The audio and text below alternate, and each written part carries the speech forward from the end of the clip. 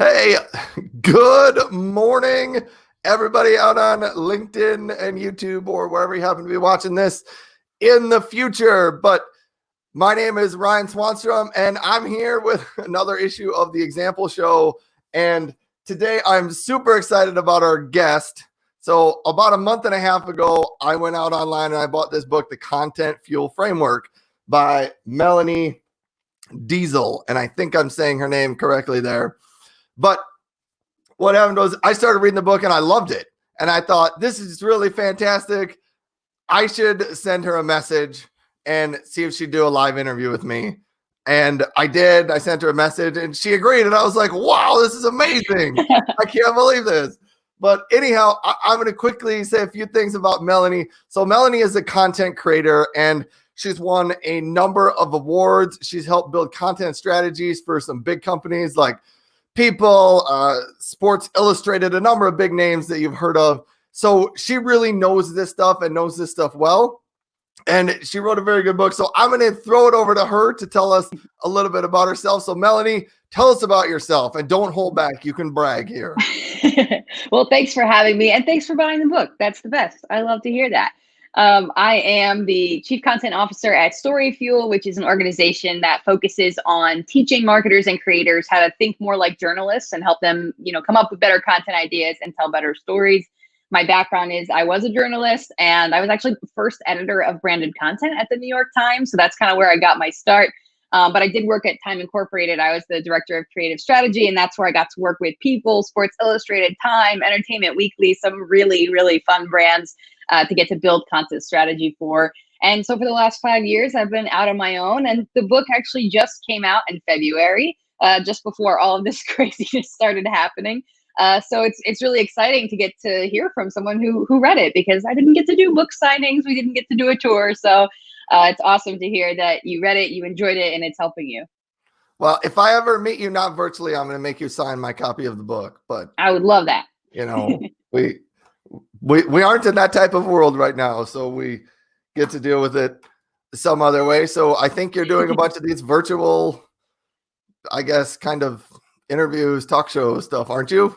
Yeah, for sure. So I've been doing a bunch of, podcast interviews. I've been joining lives like this one. And just trying to do my best to get out there and reach people right now. And I think it's an interesting time to be thinking about content. I think a lot of us are trying to figure out how do we adapt our content given everything that's happening. So luckily, there's a lot of these types of conversations happening right now for me to be able to join and hopefully add some value for folks as they're working their way through all this.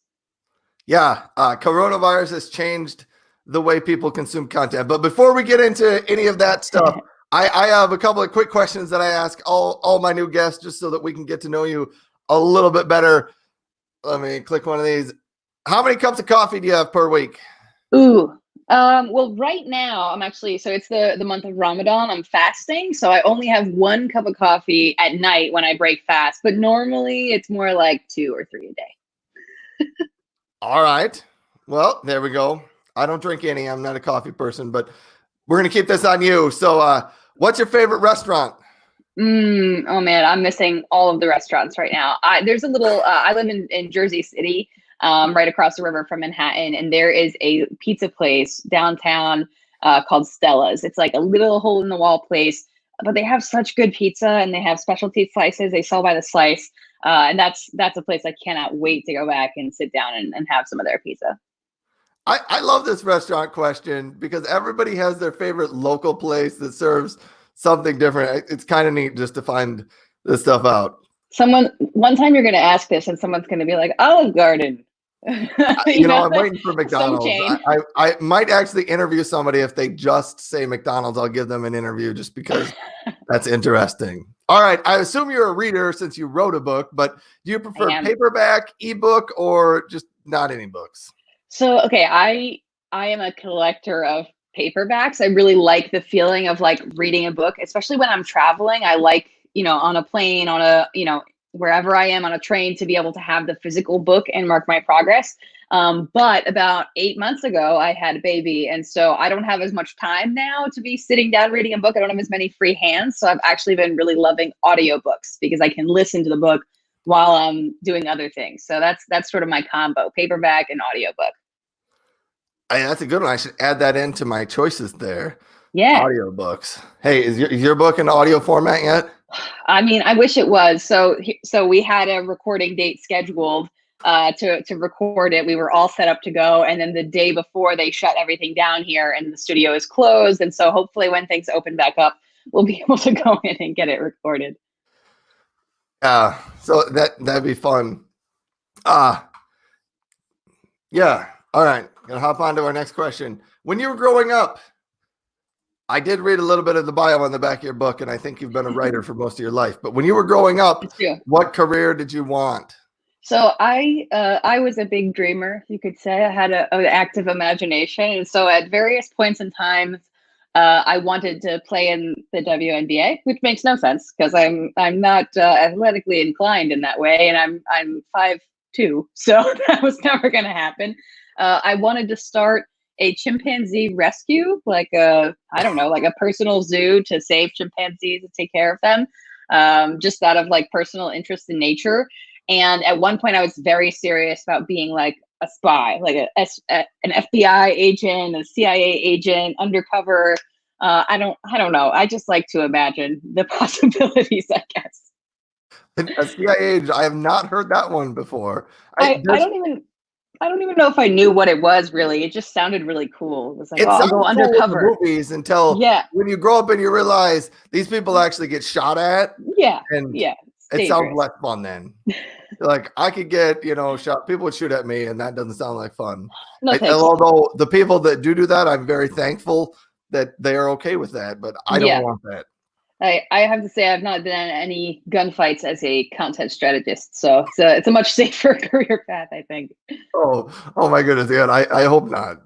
Gunfights. All right.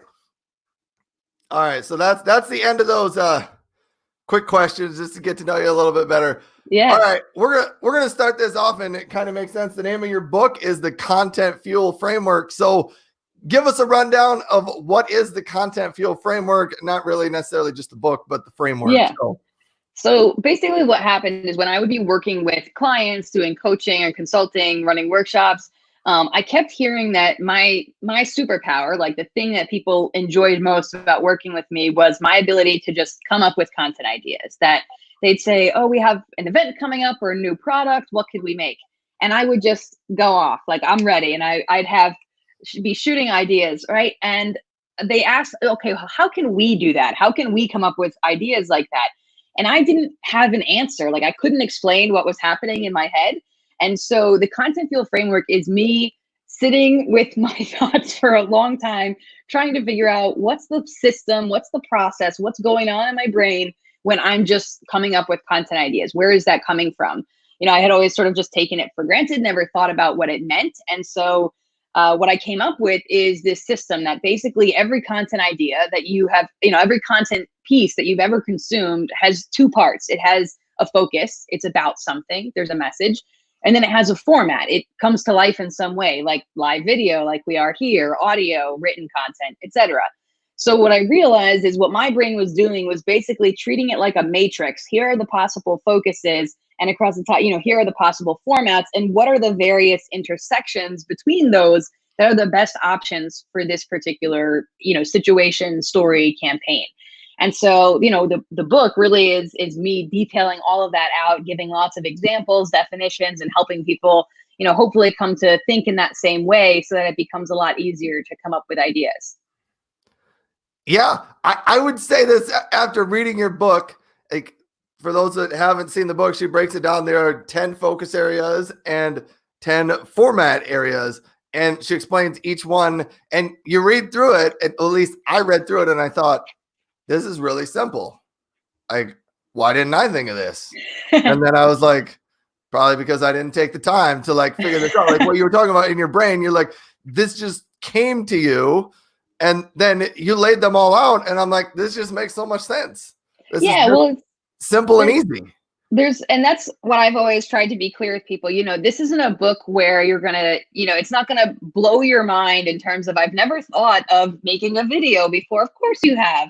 That what's different about it is the way you organize those thoughts. So we don't generally have sort of a language for talking about content ideas, and that's why we struggle so much to come up with them, because You say, well, I need an idea for this new product we're launching, or this event we're having, or, to promote some initiative. And then you just sort of try to think of an idea, right? There's no guardrails, there's no direction to think, and you're just hoping something comes to you. So when you have some sort of system, like, okay, what are the possible focuses that we could have for this piece? What could we talk about? And then what are the ways we could bring it to life? It really gives you sort of a process to go through so that it's more productive when you're doing it. So yeah, it is simple. And I think that's kind of the magic of it is, you already have all of the things you need to come up with this stuff. You just need to reorganize them in a different way. Yeah. All right. So now that you mentioned a little bit about like content focus and focus areas, yeah, tell us a little bit more, dive a little bit deeper to what is a content focus, and can you provide us an example? Sure. So a content focus, as we talked about, is what your content is about. It's sort of the perspective, the lens, the focus of what that content piece is. So just some examples of what that might be. Sometimes people is one of the most common focuses. We're focusing on an individual, a department, a candidate, an athlete, a celebrity. That content is about that individual or group of people. But there are a lot of others. There's data. You could focus on the numbers behind something. My favorite, and one that I hope you're all leaning into right now during, all of this coronavirus chaos, is process-focused content. And when I say process-focused content, I mean content that focuses on instructions or steps in a process. So, my guess is those of you who are listening, and you too, you've probably had to figure out how to deal with your hair at some point during the last 2 months that you've been home, whether that's dyeing it yourself or cutting it yourself or having a partner or a roommate, take the scissors to the hair and figure things out. And in order to do that, I hope you looked up some instructions to figure out how to do it. So that kind of content, instructions for how to do something step by step. A recipe is another example of process-focused content. It's content that really helps your reader or your audience go through a process. And that kind of content is super valuable right now when most of us don't have access to the people, the resources, the establishments that we usually go to get some of this stuff done. So being able to provide process-focused content is going to be incredibly valuable right now. Yeah, so that there's just a couple of ideas, and like tutorials, I think, is another one you mentioned, which kind of goes with that process. Yeah, it's just there's a bunch of these focuses that you look at, and I hadn't really thought through. Here is all of them that are available. I just had to kind of look through that, and so that's a good idea. And for people in the tech field, instead of people, maybe you want to focus on a different programming language or a different technology, maybe from a different cloud provider. But there's just a bunch of stuff there. So once you've chosen a focus, what are some great content formats? Yeah, so the formats that we go to normally are the ones that we're most familiar with. So written content is probably the most common. It's cheap and easy to create. Most of us have the tools we need to create written content in some way. We also turn to video increasingly, and then live video, which I actually list as a separate format because I think you want to think about it strategically in a different way.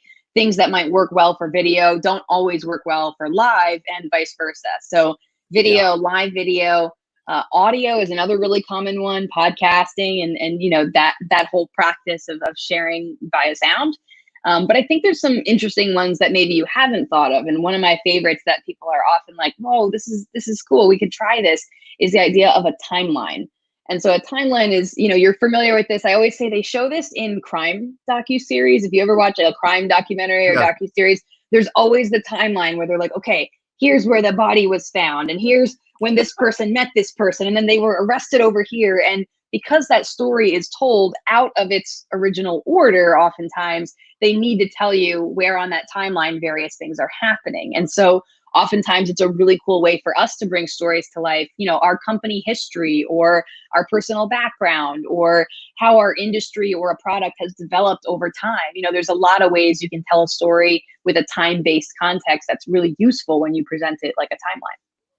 Yeah, the one I read it, the one that jumped out at me was the quiz, because I know almost all of us have taken these quizzes, whether it was in a magazine years ago or whether it's online. I never really had thought about that as that's really a way to engage your audience and get them thinking about the content that you're creating. So so there are some obvious content formats that are out there, but that you lay out some other ones that are I mean, not obvious ones that come to mind right away. And one of the things I want to stress too is I think sometimes I've heard from some people that they read it and they think, well, gosh, I'm not making quizzes right now. I'm not making timelines. I'm really slacking. And I don't want anyone to feel that way. The whole idea is that this is a list of options, right? And you pick the ones that are going to work for you, work for your resources, work for your skill set. In an ideal world, could you be able to make all of them? Sure. But we're not living in an ideal world. We never are. And so the goal here is just to get you thinking about different options so that you could make the best choices for you, for your business, for your strategy.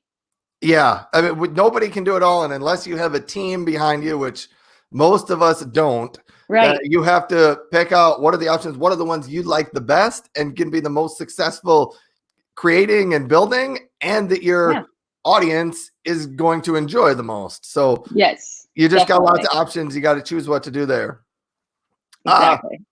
At the end of your book, you talk about the content multiplier. And I think this is one of the coolest ideas of the book. And it's a game changer in my mind. So walk us through, what is the content multiplier? Okay, so a content multiplier is sort of like a hack to turn one successful piece of content into many pieces of content. So oftentimes what happens for us, we create, say you write a blog post, here's 15 books every marketer should read. You create it, it goes well, it gets shared, it gets likes, it gets comments, it's going awesome. And then you're like, cool, on to the next thing. And you go do something else.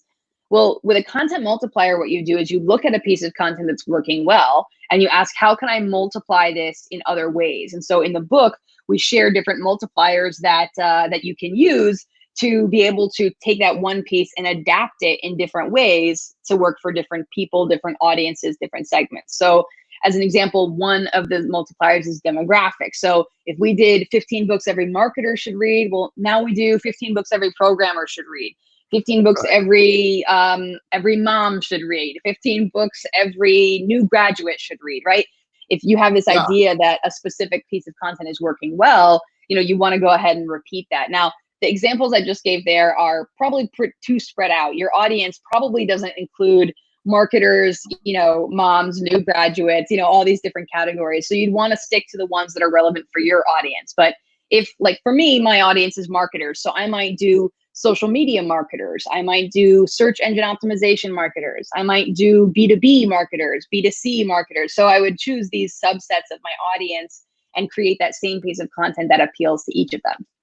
Yeah. So like back to your mom's content, like, yeah, it's like books for moms, book for working moms, books for single moms, book for moms in the South. And it's just expanding that idea a little bit, sticking sort of the same topic of top books to read, but different demographics. And another way you say you can break it out by time. So like best books of the 1990s, best books of the 2000s. Best books of February, of March, of April, right? Definitely. Yeah. And that best books, I think, is one of the best examples to show just the absolute like exponential power of these multipliers, because the other thing you can do is start combining them, right? So you think about, we did best books for moms. Okay, what are the best books for moms that came out in February, that came out in March, that came out? So now we've sort of like, we've created this whole three-dimensional matrix of tons of ideas, all from that one single idea. Yeah. And I just thought that idea was really needed. It like opened my eyes. I was like, wow. And it's like you said in the book, like this is not an earth-shattering idea that we have times, but thinking about it in the sense of you can create content based on that. Yeah. It kind of just opened my eyes to that. All right. So those of you that just are joining in, we're talking with Melanie Diesel, who is the author of the Content Fuel Framework. And she's telling us a little bit about how do you go through the idea of creating content ideas and telling your story better. We have a couple of questions from people out in the audience there. Cool. Jed would like to know, we're going to switch gears, I guess, a little bit here. Tell us a little bit about how long did it take you to write the book and sort of what's the process behind writing a book? And I think you even self-published it. I did. Or you worked with a company, but just tell us a little bit about that. Yeah, absolutely. So I had shopped around and started writing actually a different book first. But what I realized is this is the book I wanted to write. This is the book my audience needed. And so that was a change of pace for me. And my decision was to get this book out as soon as possible and to reach my audience. I wanted to go with a hybrid publisher. So for you guys who are in the publishing space, essentially a hybrid publisher gives you the look and feel of a professionally published book. I had an editor, I had a designer, all those things that you expect when you work with a publisher.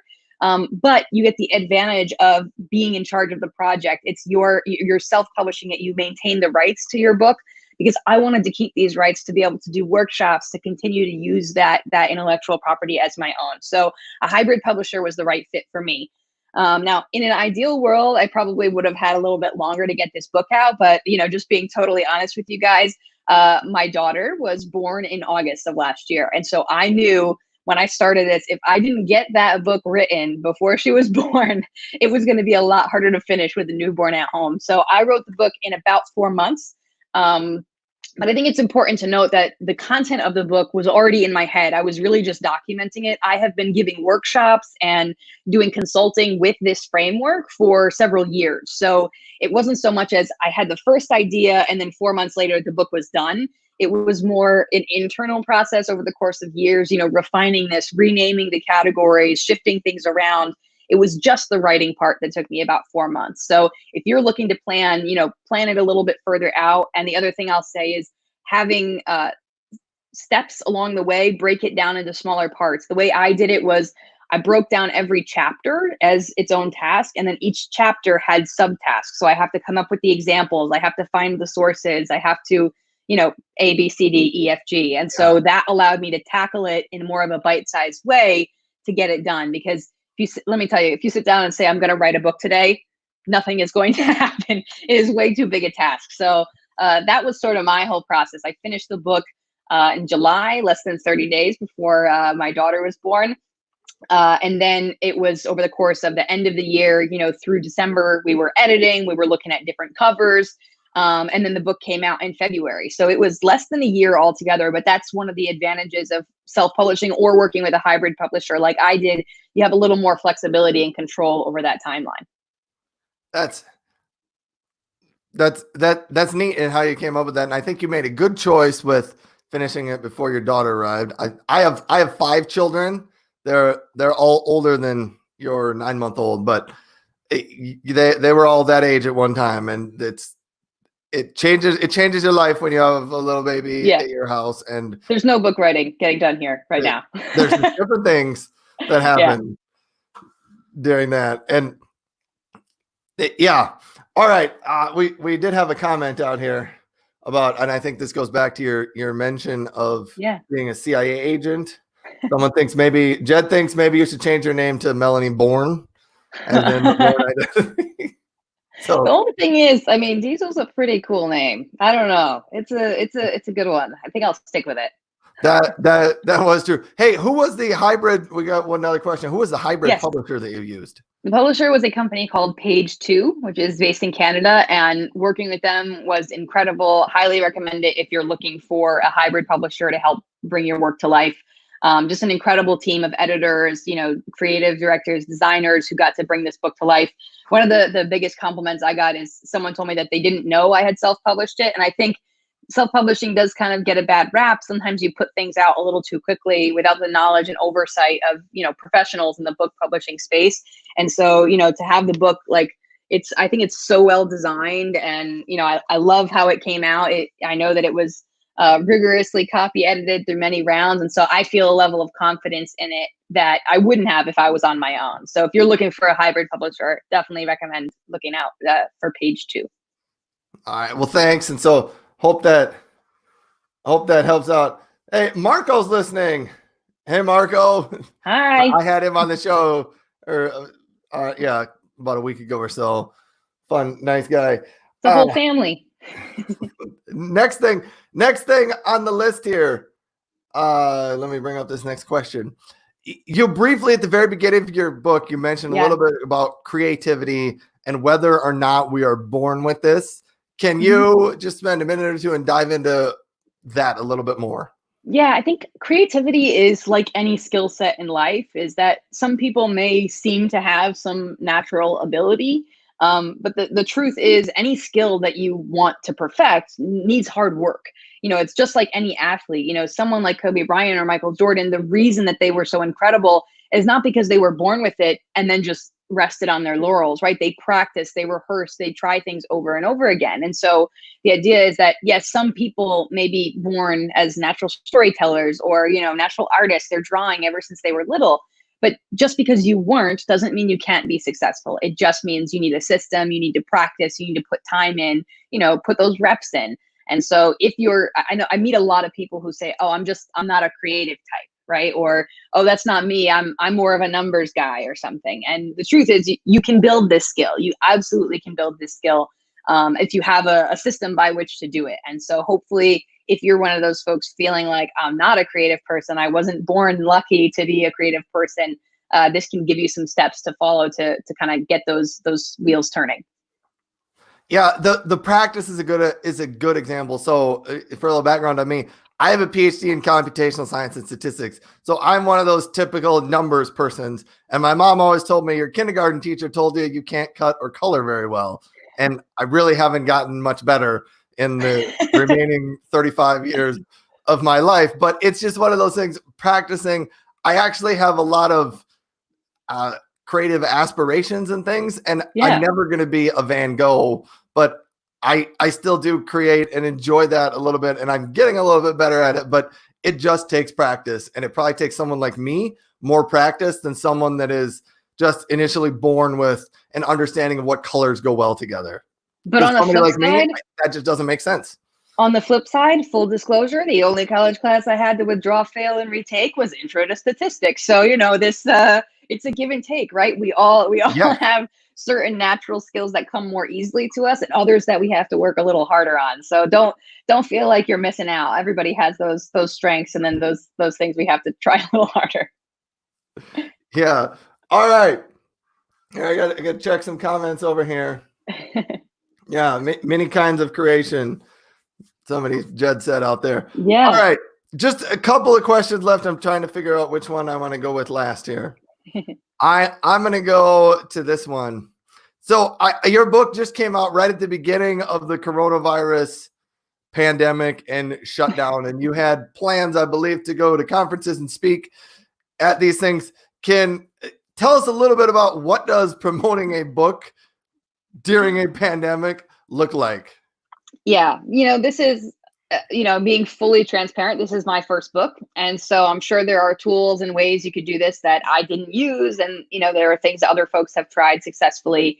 What worked well for me, given the weird situation that we're all in, is I did, I think, upwards of 20 podcast interviews in that first month that the book came out. And a lot of them were released around the time that the book came out. I've been doing a lot of live interviews, things like this, sort of borrowing other people's audiences, coming in and trying to share something of value and bring some value to them in hopes that maybe they come and check out the book afterward. I've also done a lot of other sort of collaborations. And so I worked with another creator and we created sort of a 4-week challenge to encourage people to try video. So we use the book as a system to prompt people week by week of what they should work on, what kind of video they should create. And I've also just tried to take advantage of every opportunity to connect with my audience. So I've been much more active on Twitter. Twitter is probably my primary social platform that I enjoy the most. Being a words person, it's very easy for me to put content out there. So I've been much more active there, joining Twitter chats, being a part of different Facebook groups and communities, just really trying to connect with the exact audience that would enjoy this book and hopefully get on their radar. The other thing that worked really well for me was having a launch group. And so right when the book came out, I had a group of about 30, 40 people who I gave an advanced copy of the book so that they could read it and then, share with their network, post on social media, leave a review in the early days, assuming that the book earned their review. So that was very helpful for getting some early momentum going. I feel very blessed that at least last time I checked, I think we had 55 reviews on the book and they were all 5-star reviews, and while a few of those people in my launch group did leave early reviews, the majority of them are from people I don't know, and that kind of is without a book signing, without a chance to really meet people who are reading the book, that to me is like that warms my heart. That's the best signal that it's reaching the right people and helping them. So those are some of the tactics that I've tried. I know that a lot of people really go for more of a media route. They do a lot of interviews, try to get on TV and things. That didn't seem like the right way to reach my target audience. So I really tried to focus on the smaller communities that I could reach. All right. You didn't get on CNN. No, I have been on CNN before, actually, but not for this.